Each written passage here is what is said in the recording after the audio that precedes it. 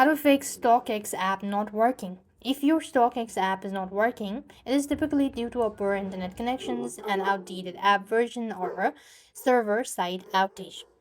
So here's what you could do. Launch open settings onto your device. First thing first, you want to check your internet connections.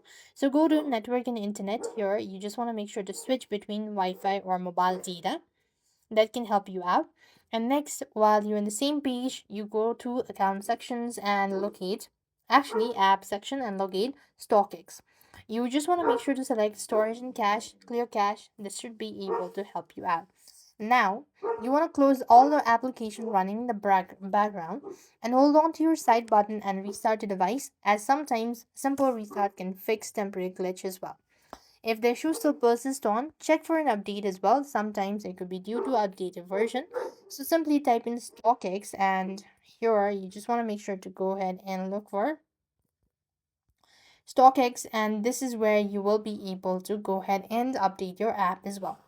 Once you're done with that, if the issue still persists on, you could simply reset login or payment info as well. It could be an issue as well. And if nothing works out, you could just wait for a couple of hours or maybe a minute or two, or contact support and they should help you out as well.